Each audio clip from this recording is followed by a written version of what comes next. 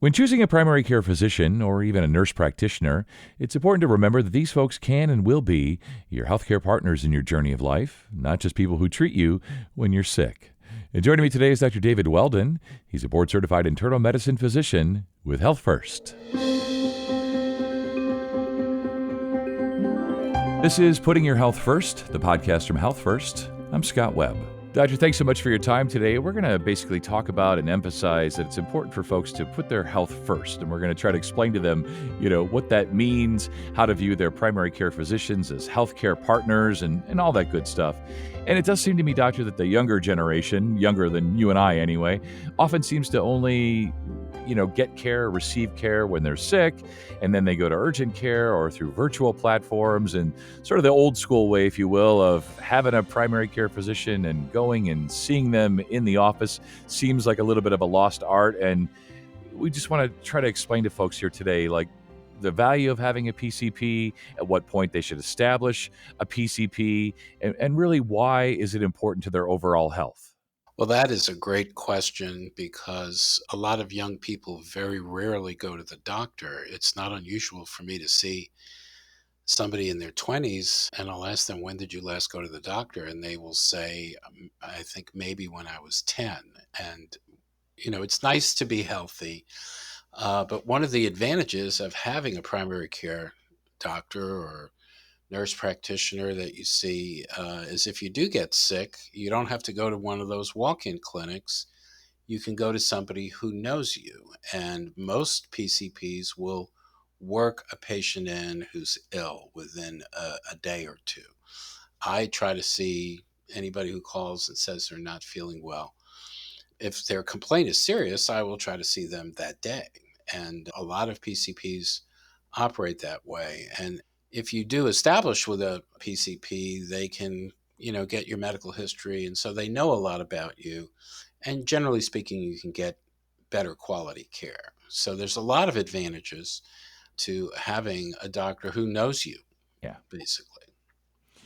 Yeah, I think that's so right. And that's definitely been my experience with my PCP. Now, I assume that when she knows that I'm coming in, as well with her other patients, that she, kind of reviews information that she has, my marital status, how many kids I have, and so forth. Or maybe she just has a really amazing memory, and maybe you do too. But it feels like when I go to see her that she remembers me, that she's happy to see me, that, she has some sense of my medical history at her fingertips. And that makes me feel good. And for me, anyway, that's why I like having a PCP. I've been going to her for 15 years plus, and I'm sure those are all part of the advantages, right?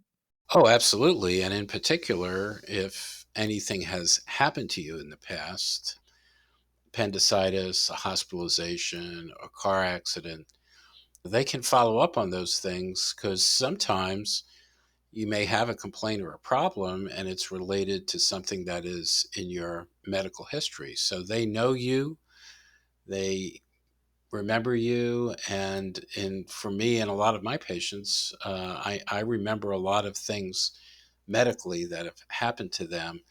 And you'd be surprised sometimes the new complaint is related to some injury or illness that they had previously. Yeah.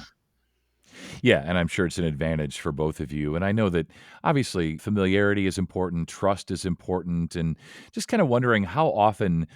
Let's assume that folks have a PCP. How often should they actually see them? Is it once a year? Besides, obviously, when they're sick, that kind of thing. But what's your recommendation? How often to see their primary care physician? Does it depend on health and age?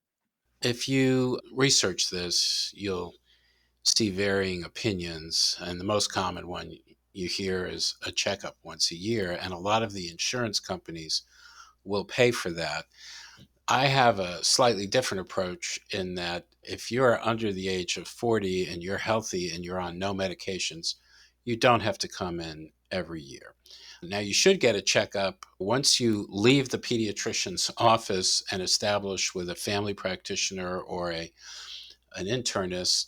You should get a checkup with a blood panel at some point in your early 20s. And if all the blood work is good, then you don't have to keep coming in every year. Okay. I would say every 2 or 3 years for a checkup and maybe lab work.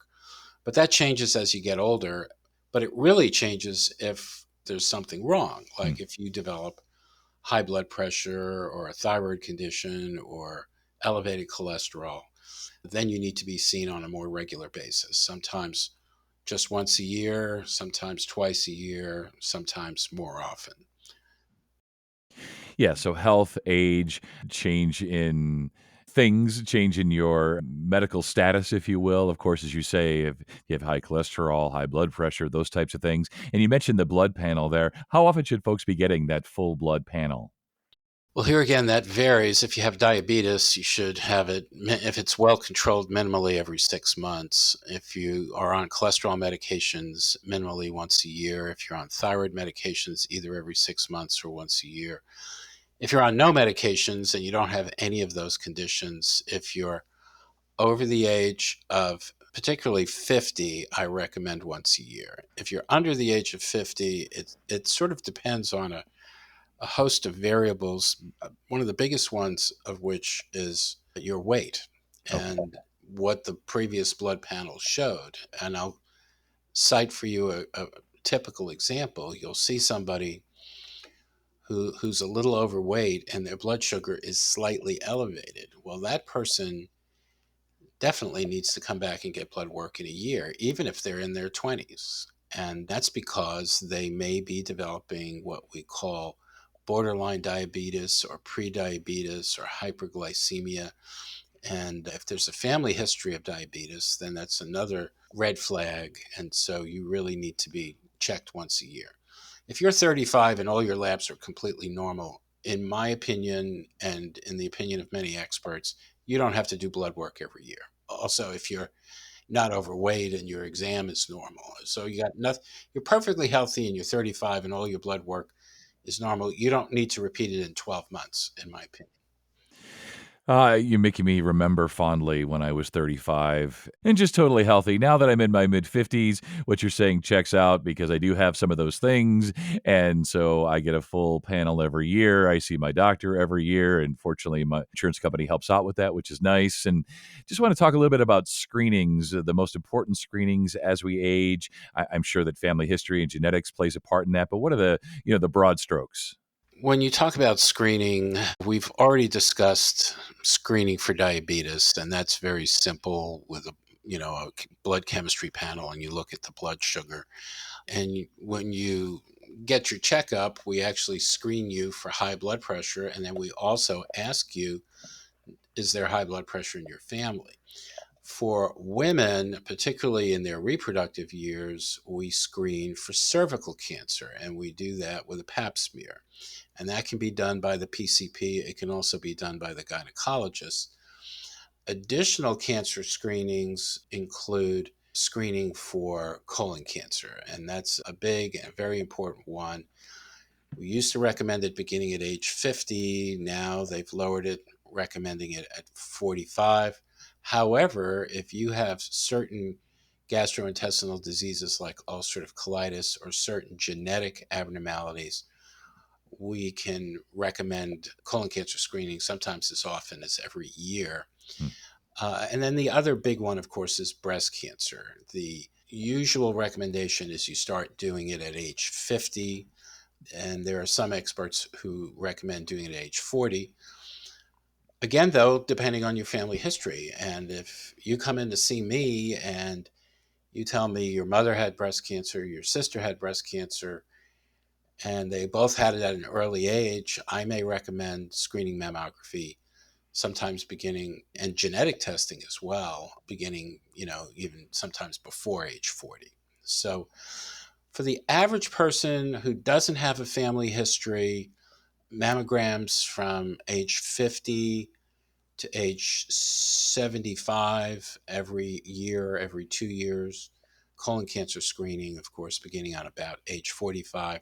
And we quit doing that at age 80. Cervical cancer, it's another complex issue. If your pap smears keep being normal and you are in a stable monogamous sexual relationship, you can let the pap smears go every 2 or 3 years. And when you hit 65, sometimes we just quit doing them if there's no abnormalities and no concerns. So all of these things vary, and this is a reason to have a PCP because it's kind of complicated. Do I It need a is. colonoscopy? Do I need a mammogram? Do I need Yeah. pap smear? I don't know. So you go in and you see your PCP. He looks through your chart. He might say, "No, you're not ready for screening again," and we spend a lot of our time doing that. Yeah. No, absolutely. As we kind of preface today, that there are just a lot of good reasons to have a PCP and to have that relationship and trust and be open and honest and all that good stuff. Just as we wrap up here, just want to know from your perspective, how or when do you know to refer to a specialist when we're dealing with a life threatening illness like cancer? And do you go ahead and do some of the screenings beforehand, before you refer? Oh, absolutely. It's tragic every time I see it, but we will have, a woman come in with a lump and in the breast, and we will send them for a mammogram, and the mammogram comes back suspicious.